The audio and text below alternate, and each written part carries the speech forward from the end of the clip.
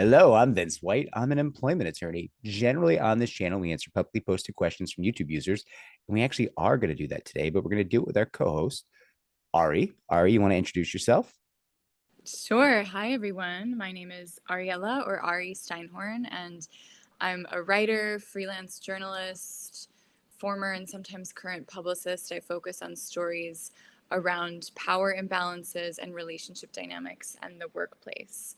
Um, and I've known Vince for a long time now. We've been working together to tell stories about the workplace.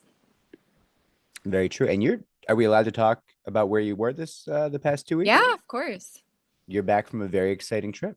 Do you want to tell us about it? I'm back. So I went to Malawi, which is one of the poorest countries in the world. Only 16% of the population has electricity. And I was there for almost 10 days. A nonprofit invited me to come along and tell the story. And it was, yeah, it was incredibly eye-opening. I went into villages. Many of them don't have running water. A lot of the women and girls get pregnant and married when they're 13, 14, 15. So there's a lot of like essentially child pregnancy and child marriage. So this nonprofit was all about empowering the women through helping them start their own businesses so they don't just have marriage as an option, or pregnancy as an option, or sex. Oftentimes what happens is that the girls are just not in school and there's nothing else to do and they get pregnant, and then it's just the norm. So they were learning all these vocational training programs, becoming bakers, tailors, soap makers, pig breeders, goat breeders for the ones who are Muslim, and it was pretty unbelievable. I mean, these people live with nothing, like nothing. They have homes, but they're lucky if they're made out of brick, and they have these thatched roofs, and it's like a luxury to have a tin roof. And they most of the children were barefoot, and but they were happy. There was a lot of joy, and like every village we went into, they welcomed us with a parade and dancing and singing. And I entered a kind of a twerking competition with one with one of the villages, which was a lot of fun. And it's just a very colorful existence. They're very yeah, there's a lot of like joy and energy, and so it was amazing to see. And then I flew back, and my flying back from Johannesburg to Newark, which is maybe something we can talk about. The air traffic controllers at Newark are taking trauma leave because it's been so chaotic there. They've like lost touch with the planes, and there's a lot of technological problems and staffing. And but that it wasn't even my issue. I thought that would be my issue coming into Newark, but I take off from Johannesburg. 2 hours in, the pilot comes on, and he's like, and I was just settling in to my seat and stretching out, and I had a glass of champagne, and this pilot comes on, and he's like, so no one should panic, but there's an electrical fire on the plane, so we're going to have to return to to Johannesburg. So we returned to Johannesburg at 3 a.m., got in around like 3:30, 4, went to this hotel. They initially didn't have me rebooked until last night. I was like, that's not going to work. So yeah, that was the return to my silly first world problems.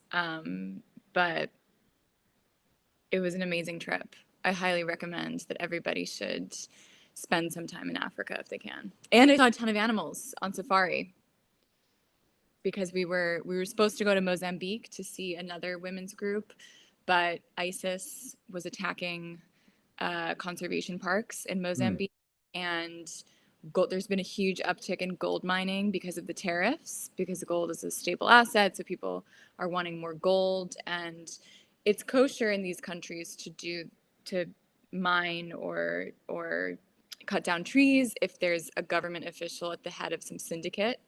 You know, it's a bit corrupt. I mean, it's corrupt here too, um, but apparently there were these miners who didn't get approval from the government. So the police set up camp in the camp where we were supposed to stay to crack down on the gold miners. And there was also a fuel shortage. They didn't have gas, so that meant that we potentially would have been stranded there. So we didn't go to Mozambique. We went to a safari park, and I got pretty close face to face with an endangered black rhino. So that was amazing. So yeah, Wow. it was incredible. I love the contrast of you sipping your champagne. I'm imagining your pinky up, of course, because you're fancy. And after just having like met with people who are like engaged in pig breeding classes, tutorials to like survive. That's such an interesting contrast there. And I guess I zeroed on that because we on the farm here just had our first baby piglets born yesterday. And Amazing. like it's nerve-wracking. It's hard. Like pig breeding is not on a small, I'm sure it's tough on a big scale, but like it's big ag and they've got machines and everything. And but doing it yourself is like really nerve-wracking and Yeah. and wild in a lot of ways. Yeah, that's how many piglets were born. Pardon? How many piglets were born? Five, but the pig, the mother was a rescue pig. So this something happened on a farm in the valley here, and I don't know what happened, but it seems like they just stopped feeding their animals, Mm, and so they kind of like threw their hands up and were like, "Come get our animals if you think you can like save them." So we like went over and there was this super emaciated pig. She was a half Idaho pasture pig, half duck, half kun pig. Um, and they were like, "Oh, don't go near her. She's like super dangerous." And we went over, and like one of the kids from the farm was like reaching in the cage, and the pig was like trying to bite the kid's fingers off. And then we like went in the pen, and she was like, "Sup, dudes? How you doing?" Like super chill with us, and we're like, "Oh boy, what's been going on?" Like, this is not good. Um, and then they were like, "You're never gonna get her in the truck," and we're like, "Okay." And then we just like opened the pen, and she was like, "Sup? Can I get on that truck with you guys? Can I get out of here?" And she just went on the truck. We're like, "Okay, so we're gonna take her. Like, we're gonna go." And they were like, "All right, good luck, guys." And we're like, "Yeah, sure." We get her here, sweet as honey, hand have you feeding named her. her? Have you named her? Um, no, because we we're a little reluctant with naming here, just because we want to be sure someone's going to be part of our long term someone. So one of these animals is, I guess There that is someone. what? There is someone. Yeah, they are. Well, so we have a breeding program where we're now like we have a boar named Pigatoni and his mate, and now we're going to include this one. Um, in the breeding program, and they're going to be with us for 5-6 years or 4 or 5 years, depending. And then we have a bunch of younger pigs that will be with us until December. So Mm, we don't want to name the December crowd. I see. Yeah. Pigatoni, that's great. It is. Yeah, that was I mean, listen, it's also an issue on our farm where everyone has a different name for every animal, and there's Yeah. just no consensus whatsoever. And certain animals like certain people, so like whatever. Well, that's easy for animals to like, at least for our cat, we have like 12 nicknames for him, Yeah, and each of us has different nicknames. I feel like yeah, makes that sense happens with animals because for sure. they're so easy to, they remind you of so many things, you know? Like Yeah, my cat reminds me of a croissant and a loaf and an angel. Like there are just so many things that just come to my mind, and I just free associate with him. So oh interesting. yeah. Yeah, so my cat, who I don't think you ever met, Aston, used to be on the channel a lot. She got more in tips than I did. um I think like during one live stream she was being funny like back here, and people gave her like $80 combined in tips. And I was like, can you guys Mhm. stop giving my cat money? Like what, like why is my cat getting $80 right now? Like this is insane, but it was fun. She's no longer She with us, needs an sadly. OnlyFans. What? Yeah. She needs an OnlyFans account. Right. Well, this channel has spawned an only man's and what do we what do we call OnlyFans for a cat? We got to brainstorm Oh, that. That's only dangerous. is That's a OnlyFans. dangerous Yeah, live we gotta. brainstorm. Okay, next. Yeah, like that's an off-air brainstorm, I think. Yes. Oh, yep, yep, yep. There are many ways that could go. All right. All right, amazing. The other thing I was thinking about is like how human some of the things you're like human condition is oh we're all human no matter what the conditions are. Like you were talking about the young people there like just having sex, there's nothing else to do. And that was always something that like because I grew up a little trailer parky, and Yeah. obviously like, there's a different scope of conditions, obviously. Yeah. And but like that was a thing. Like Yeah. a lot of the people I grew up with are on their third marriage with like, actually at this point more than that, but like by 30 we're on their third marriage and they had um so many kids and most of the kids were children of, yeah, we got nothing to do. Like we Yeah. have Hmm. we have our basic needs met, but beyond that, we don't got much. And Right. Right. so you wanna, Yeah.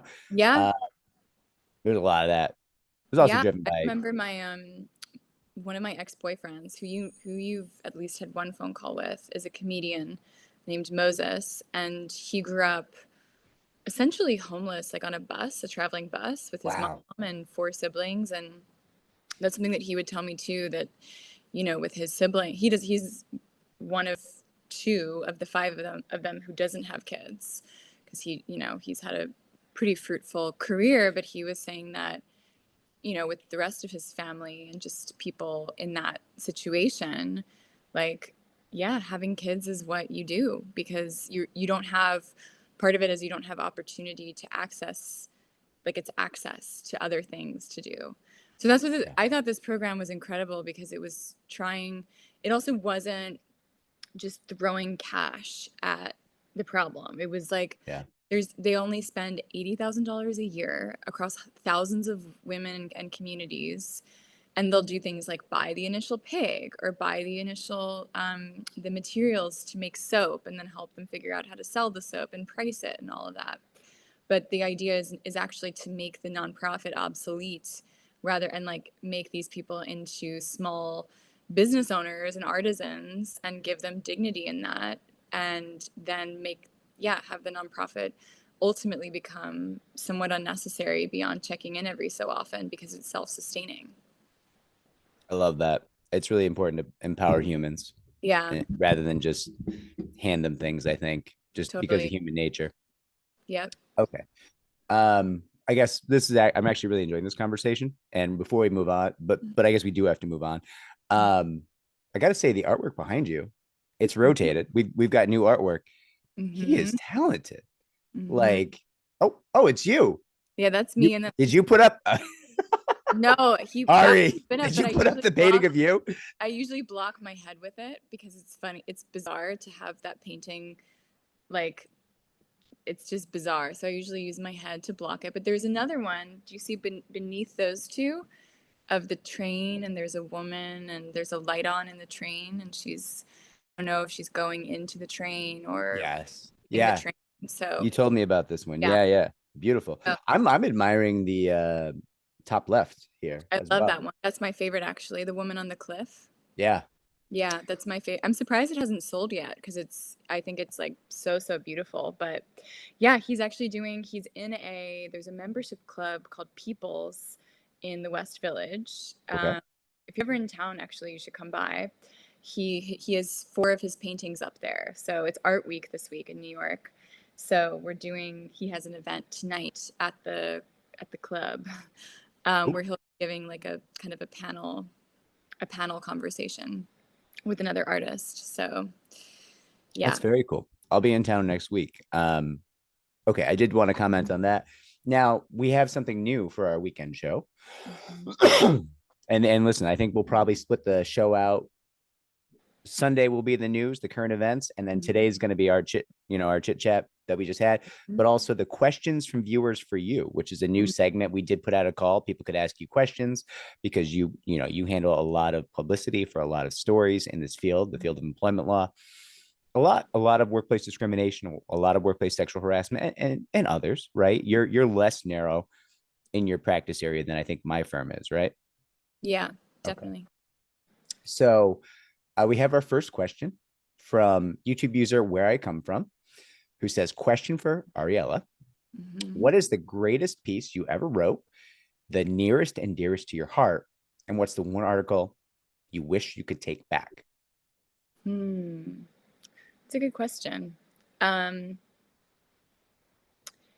so I think the piece that I enjoyed writing and putting out the most was an essay about a workplace experience I had with a startup.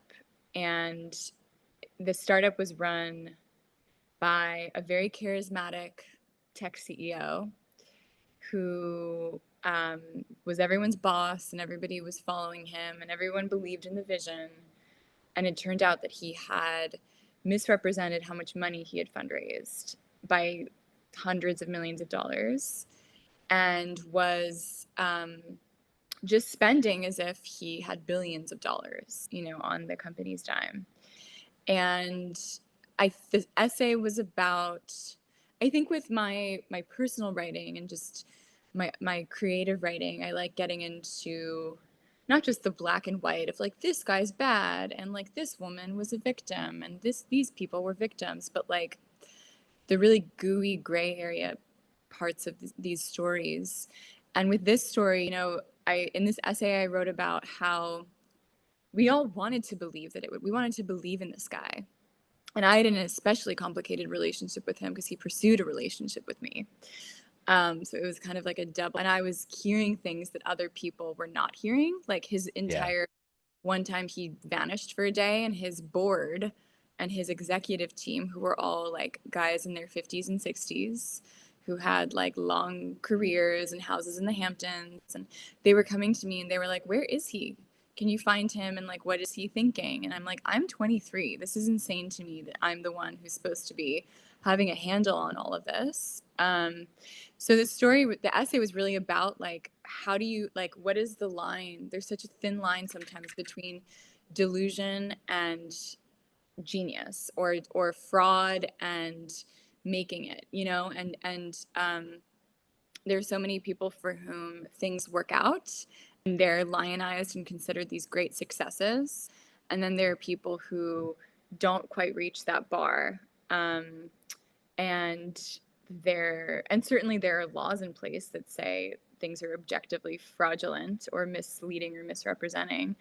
But yeah, it really got into when you have like a dream for something, what is the line between dream and reality? Like, if you can project into the future your dreams, at what point are your dreams no longer delusions and they become reality?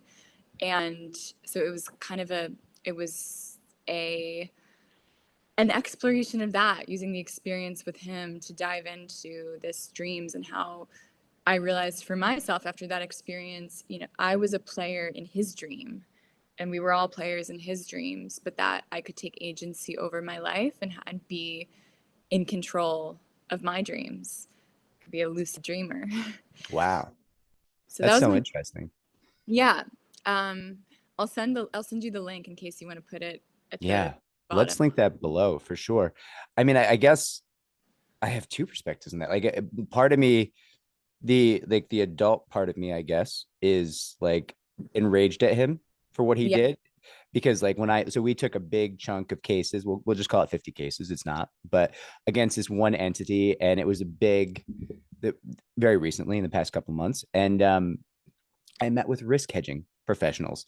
I put money aside in a specific account to fund the case, right? I'm making sure everything, like if we're going to sign up a client, make sure we can do right by them, make sure payroll's covered for the next 2 years, like all this stuff, right? Like I'm doing all this stuff to make Right. sure everything runs smoothly within the firm. And so part of me is like, his behavior is disgusting. But there's also, the young Vince that started a law firm with 6 grand and was walking around telling people, hey, I'll cover everything. Let me try to help you. And that 6 grand, it went a long way, but it wasn't gonna and it worked out. We helped a lot of people and everything, but like there was an aspect of delusion, you know? Yeah. There was a dream, and it wasn't a very complex dream. It wasn't perhaps as lofty as his dream, if I'm being honest. I just want to start a law firm. Yeah. But um that 6 grand wasn't going to cover expenses on 40 cases.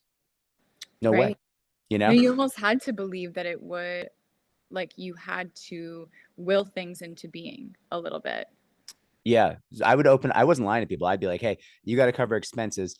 We'll run the case in a pure contingency, like, let's Right. go. And people would just be like, but I can't cover expenses. And I was like, okay, then like you're gonna like we'll start the case. And if you can't cover depositions, your choice is gonna be drop the case, settle the case, or like figure out how to cover depositions. And then people would just figure it out, or they would settle. And Mhm. you just upfront with people, get everything in writing. And now we're in a part where we're like, yeah, we got expenses for you. Don't worry about it. Like it's a different world. But it's also, I was in Jackson Heights in like a little like 200 square foot office, like I, having fist fights with people who would come in and be like, Yeah. get me $1 million. And I was like, I don't represent you. And Oh, like, man. just we end up having a fist fight in the hallway. I'm like, you got to go, dude. I'm not representing you. Like, it was a different world, obviously. What's your most regretted piece? That was part of the question as well. So, Only if you want to, because that's a lot of pressure. well, I think broadly speaking, and also it's specific to a couple of pieces, but when I write some memoir stuff, and Yeah. I had, a piece in the New York Times that was a very complicated, difficult memoir story. And then I wrote about my current relationship and my relationship with my ex-boyfriend for Oh, Business Insider. And I think it's always difficult when you write memoir to balance people who you love and their emotions and their interpretations of a situation with yours, because there is a kind of a version of subjective reality to various situations, and also things that your family or friends don't know that you're sharing now publicly about how you truly feel about things. So it's very difficult to sometimes have people very close to you read things. And I've always, with all of these people, they're aware of what I'm going to be writing. And um but I think the New York Times piece was really hard for my family to read, because they realized just how much like objectification that I had dealt with, and they know to an extent what that looks like, but they really saw it, and I think it was difficult for them to read.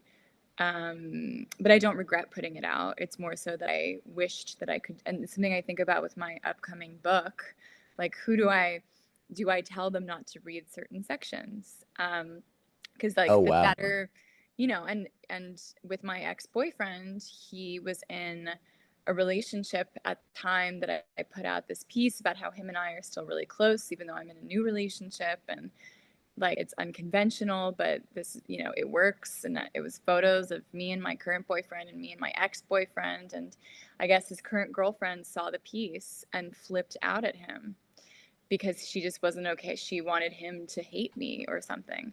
And he was like, I'm never not going to love this person and support this person just as a person. So that was difficult. And I've talked to other writers and artists about this, like when you put your life on full blast, how it impacts other people in your life who are close to you. Um, so yeah, I hope that answered the question. It definitely does. So for starters, can we get those links below as well? Because I think people watching this would want to read those. Mm-hmm. Um, it is always, listen, I think all women deal with objectification, but like you get a tidal wave of it. And Mm, I think I'm witness to that in a lot of ways. Um, it's like the level, and I've joked about it on the channel before. The people who contact me being like, yo, can you get me in touch? And I'm like, no, what? Like, Thank you for being for for being my Like, gatekeeper. that's a weird ask, man. Like, what are you doing? But it's just like, it's at a fever pitch for you. I got to be Yeah, honest. Like, it's wild. it is. No, it's and it's something I'm trying to convey in my book, just because, as you say, every woman gets it, but I get it to such a degree that sometimes it's comical. Like, I don't even know how else to, like, I just laugh because it's just absurd. It And my is. friends who know me intimately know it, but it's this interesting balance with the book not coming off as like arrogant, like everybody wants me, because that's not the point of it. It's more so like, how weird is it when this is your experience? Just navigating and operating in the world and having connections with people and connections with men, connections with women, and dealing with all the interpersonal stuff that gets wrapped up in appearances and beauty and appearances. And it's still one of the most, if not the most powerful force in a lot of life. Um, and so just dissecting that. Oh, you froze. You unfroze? Okay, you're back. Oh, Um, yeah, it is bizarre. I mean, again, not to like, I guess to supply a evidentiary foundation for what you just said. I think I've had more than 20 conversations in which people are like, hey, like maybe we can I'll go out to dinner with Ari. And I'm like, maybe not. Like what like what what? I'll go out to Um dinner with you and Pigatoni. And listen, Pigatoni's Pigatoni gave my farm manager a real Pigatoni run for is, it. He is the he blew only, through the pig shield the other day. he's the only other male I'll have dinner with. It's a group dinner with you. Ugh. Um yeah, it is fascinating what you deal with. Yeah, I guess there's no more to be said on that. Yeah. It's strange, and it's not always men, which obviously, Yeah. but fascinating. I guess I don't know. This actually feels kind of cheap right now, but I'm gonna try to answer the question too to segue off this because I don't have another dismount to this question. Yeah. Yeah. Um, I had a case that I regretted for years and years and Mm. years where I like destroyed a somewhat small time politician for an alleged sexual assault Mm. that my client then said things to me that were like, maybe this didn't happen. And maybe, Whoa. yeah, yeah. And I couldn't, I owe the duty to the client. I can't break the confidentiality. I can't, Yeah. there'd been a result of the case and all these other things. So like the case was set. I couldn't come out and like exonerate the guy. And I regretted that for about half a decade, maybe like 6 years. And then he's still tied up with a very prominent political person who's like survived all the upheaval in the DNC over the past couple of years and has made a very prominent role for themselves. And just like in the past 2 months, a new accusation against this person came out that was Mm. like very rapidly substantiated. Wow. And I felt so much better. I don't know like what my client was doing um when she like said things that made me think that like this didn't happen. But like Right. now with the new accusation, like I have no doubt that her claims were accurate and real. But like I lived with this regret for 6 years. Like I would immediately have been like, yo, I destroyed this guy. Frankly, I think, and I'm not gonna give you the details, I think you and I destroyed this guy. Like, Wow. yeah. Okay. And I didn't want to like visit that on you at the time Yeah. because it was like, oh, we did a bad thing here. Like Mm. we made some money doing a real bad thing. Like I felt real bad. Um, and then this happened. I was like, oh no, no, no, no. We're good. We're good. Like it was such a wave of relief. Like I was reading this thing and like it was Wild. like Okay. I mean, absolution. Like what I imagine like a real zealot, like a really strong Catholic feels when they get absolution at like confession, where they're like, all my sins are forgiven. That's how it felt. It was like, oh my God, I feel so much better. He is a bad dude. He is a rapist. Like, yeah. we got him, So, anyways, that was But my it's something that we have to think about in this line of work. And I think about this all the time. And I've had to manage my own internal monologue and internal thoughts around this. But like weighing truth, like the cost of telling the truth with like somebody, you know, just potentially destroying someone's reputation, at least in the short or midterm. And then also there's so much gray area that sometimes wondering if like there's something that you missed or something that wasn't totally like represented accurately by the client, or all of these thoughts sometimes like flicker through my brain and I don't know. And then you start to feel bad and you start to feel empathy for the person who maybe did the thing or didn't do, you know, in this case it sounds like he did do the thing and that it was just complicated with the client and their interpretation of what happened. But yeah, I think about it all the time. Or, you know, it used to be bad. It used to be paralyzing to where I was like, I don't know if I can do this anymore, because even though I believe in telling the truth and getting people justice, there's a part of me that sees like can see the humanity in a lot of different people, and then you feel sad.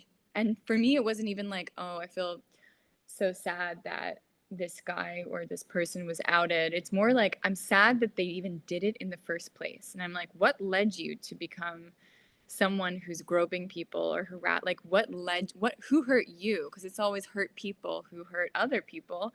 And then I go down that rabbit hole and it's not good. So I Yeah, feel. absolutely. So that tension, that ethical tension, led me to develop. I don't know if I've ever shared it with you. I think I've shared it on the channel a little bit. Like, kind of this mentality of like, yeah, we didn't say we were heroes. We said we were monsters and that you could hire us to be your monster. Mm, And the perspective is like, yeah, we're a force of destruction and we apply pressure, and that's what this litigation is. That's what this field is. And there's so many people arrayed against our clients that there's no value in being a person who's like balanced. Like like yeah, once like the time for balance, the time for questions, the time for thought and debate about your client is before you let them sign the retainer. yeah, And then once they sign the retainer, you're like, yes, I am now your creature. We are your monsters, your monsters for hire. And we'll just, there's no, as long as you're not lying. If you're lying, we have to part ways, because that's the magic thing we can't do. But as right, long as, you know, as long as we're allowed to believe you in any yeah, reasonable sense, we will. And there's so many people in our society who attack victims, women who speak out about sexual harassment. There's so many. I have colleagues who I'm on good terms with who go on Fox News every fucking week and decked out True Manhattan 10 to objectify her, and just yeah, tells like, oh, women asked for it. This is what, look at how she's dressed. And she's like, come on now. Come on. You are a millionaire. Stop that. You don't need to do that to be on Fox News. And it's just like, I don't I don't need to be balanced. This person's my client. I am their mm, creature, and I can just go wild. And that is not a nuanced view, right, right, but the time for nuance is before the retainer. And yeah, you know, my regrets with with that approach are few and far between. And one of my most pressing ones was resolved in the past 2 months, as we talked about. mhm, So I hear you on that. And I just kind of came to that very convenient decision. And it mhm, also makes it easier for me not to be canceled, right? Because people come at people, there's always the like virtue check in this yeah. field, like, are you good enough? And it's like, oh no, I'm not good at all. I told you I was a monster. I just said you could hire me to be your monster. And then people are like, oh, you're not sorry. And I'm like, no, I'm not sorry. But sometimes you need monsters to fight other monsters, you know? You Yeah. can't And that's like the vibe. that's Yeah. unfortunately like just the system that's been set up and the way in which we resolve disputes with each other. And there's that it you it's not like any of us, just one of us can change the system or change human nature. So I think you can also sleep better at night just knowing that that there isn't. This is why I think I'm tormented as a writer, because I'm like, you know, it isn't black and white. And I chose to go into a field now where it's less black and white with some of my other writing, because Yeah. I almost had to explore every single avenue. But I think sometimes though, you have a good radar, I think, of things and people. And I don't just mean that to just compliment you. Like, I think you genuinely do. And I think I do too, in a way. And every time I've had doubts and thought like, oh my God, did I screw up, or am I misreading someone's personality or the situation? Every single time I've been vindicated in the way that you were, where there's another person who comes out, or there's Yeah. another thing that happens where it's like, oh, no. This was a pattern of Yeah. behavior, and you gaslight yourself. My therapist told me, she's like, you gaslight yourself into thinking that maybe there could be other realms of possibilities for what happened. But then I'd say in doing this work now for almost, I guess, almost 10 years, I've dropped the ones where I didn't have that gut feeling about, Yeah. and then the ones that I was a bit concerned or confused about, something comes out months, weeks, years later that vindicate what I initially thought. So I feel like that's what happened to you. Yeah, it absolutely is. And like, listen, people are going to want you to second guess yourself because it's convenient for them. That's part of their game in defending these claims. Some lady early in my career called me like a juggernaut of injustice, which really rolls off the tongue in court. Like, I was like, I was like, what? That is great. And then I was just kind of thinking about it. I was like, so you're saying I get results? Like, that's what I'm hearing. Like, that's Yeah. thanks, but obviously her take was like, he's persecuting my client, like whatever. But Yeah. I don't know. It's a weird one. We do have one more question for you, and we are way over these questions. I know. We are I very do. chatty today. We are. I was wondering actually. So I have a therapy session at noon. Oh, Do we you have a want, hard out at noon. Don't worry about it. we do. Okay. Okay. So I was thinking maybe we could do another segment for the current events this weekend. Yeah, if you want to. Do you want to film it today? I can't today because I have to Okay. prepare for this art thing. But I could do over the weekend, just so we're not like, or we could go rapid fire through them. Well, no, I think this, listen, if it works for you, we could do a Sunday filming and I could upload the video if you have a Sunday morning. But also, Oh, I don't want to put pressure on you. You're jet lagged, I'm sure. no, I'm fine. Sunday, actually, now mornings are better for me because Okay. my body clock is 6 hours in advance. So Sunday Oh, morning, amazing. let's do that. Okay. Do So we'll this pick a time when we get off. Um, okay. Oh, what we got here? Okay. Question is from JNT Romero 723. I have a question for Ari. Hi, Ari. Have you ever seen in your career decision makers editing an employee's credentials? Yeah, I actually have seen this recently in a story that I was working on about gender discrimination at the Department of Justice. Mm. And something that the lawyers discovered through FOIA-ing which for people who aren't familiar, that's Freedom of Information Act, basically unearthing evidence from the government. They have to present emails or correspondence related to a case or a story that a journalist is working on or a lawyer is working on. So they submitted these FOIA requests. They got these documents because what had happened was the woman in question, she was up for a promotion. She was the only woman in her department, and she was around 60 years old. And her manager, who had always been pretty condescending to her and would say, she would say things in a meeting super clearly, and he would say, well, what Deborah is trying to say is, like, just make it seem as if she just like said some sort of like delusional stuff that he had to clarify. So what Deborah is trying to say is, and so it was very subtle, but he would talk over her, talk on her behalf. And then she was up for this promotion and had tons of experience. Like, basically, this woman was responsible for why we have standards for bulletproof vests for law enforcement.